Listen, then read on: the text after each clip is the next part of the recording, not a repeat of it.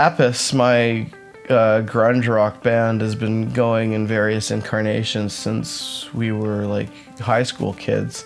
At the time, we basically just waited until I was 19 and then we were doing shows. That's like 15 years. Holy It's interesting because the Vancouver scene, there's so many different styles of music represented. Like, I find that the rock scene, as it's evolved over the years, has always been kind of cliquish. You know, I found that socially it was a little bit more competitive. Having spent the last year and a half or so checking out the local metal scene, it's a little bit different. Like, people are more inclusive, they're more excited to have you be a part of it.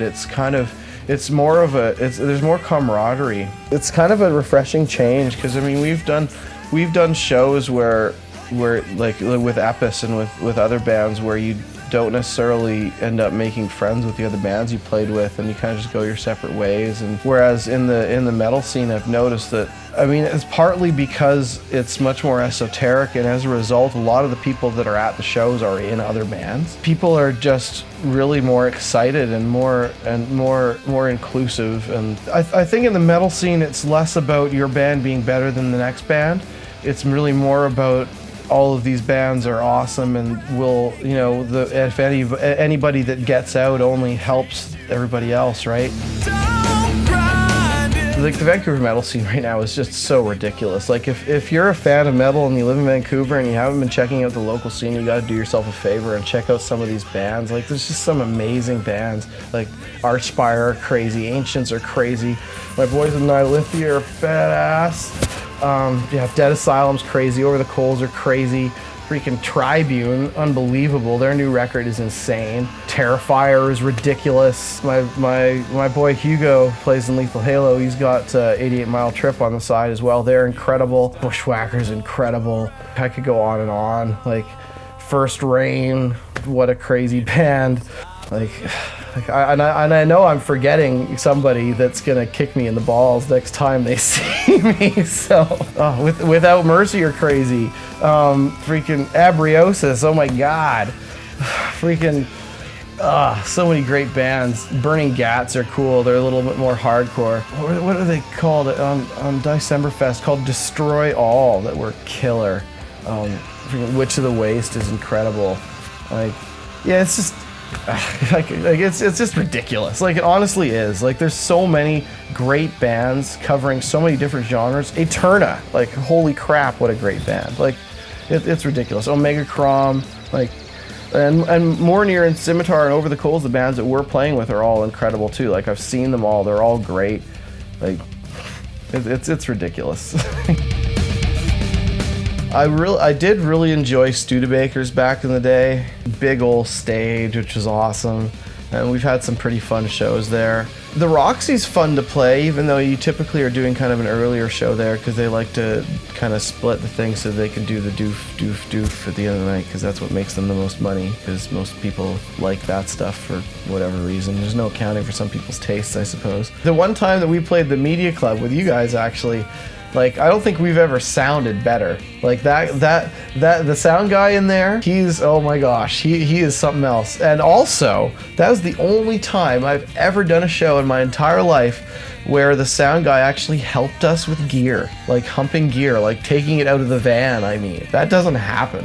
So yeah, the Media Club's pretty awesome for that. Like, venues that do metal and stuff, Funky's is awesome, obviously. I mean, it's just like the filthiest dive bar. You just gotta love it. Like, John, their sound guy, does a great job, and Wendy and the rest of the staff there do a really great job of organizing things. And that's basically where all the metal and punk stuff moved after they shut down and renovated the Cobalt. Yeah, I mean, that place is always hopping. Have you guys been to Olympia Pizza in Surrey? Ha! That place is hilarious. We played a show there back in January. I've seen a show back in the summer there. I mean, for a pizza place, the sound is surprisingly good. I'm all for places that can do all ages, right? Like, that's one thing that's really missing, especially in the metal scene, is there's just not a lot of places to do all ages shows. As a result, it becomes very difficult to access that fan base, you know? And the thing about kids is, kids are so, like, I remember being a teenager and being enthusiastic about life before reality set in. I find it exciting to be playing for people like that are just into it. And the thing about it is too, from a business standpoint, I mean, if you rock an all ages show, you have made fans for life. These kids will always be into you. They'll buy your shirts, they'll buy your CDs. When you're not saving that last $10 that you're gonna spend on a t-shirt for a couple of beers at the end of the night, it makes a big difference. Not to knock anybody that does that, that's totally cool. We love it when people buy our stuff and you don't buy our stuff. The fact that you came out is awesome. Here's the thing about Vancouver. The general public as a whole. I'm going to use the example of Nickelback, even though I'm sure I'll have things thrown at me later for it, but whatever. Nickelback, when they were coming up locally, nobody really got behind them, and it wasn't because they weren't good. I mean, say what you want about their last few records, I'm not a big fan of them, but The State was an awesome album. And so like this was a band that had a pretty unique sound at the time, and just, it took until they really broke in the States for Vancouver. We're really happy to say this is a Vancouver band. What I would really like to see, honestly, is people to just be a little bit more brave. I don't think it takes much courage to go to a nightclub and listen to canned music. If you're into hip-hop and you're into electronica and all this stuff, I mean, that's fine. But there's plenty of good local electronica and good local hip-hop that really you owe it to yourself to check out. What I would like to see is for people to just be willing to take a chance on a band that they've never heard before, Sometimes you're gonna see a band you don't necessarily like, but sometimes you're gonna see somebody that blows your mind. I'm Andrew Bailey, and I am a Vancouver musician. Wait, I got something to say. We've got a Facebook page, Lethal Halo, facebook.com/Lethal Halo. We've got a Twitter account. I suspect it's at Lethal Halo. I don't know. I don't touch Twitter. I've never even looked at their site ever.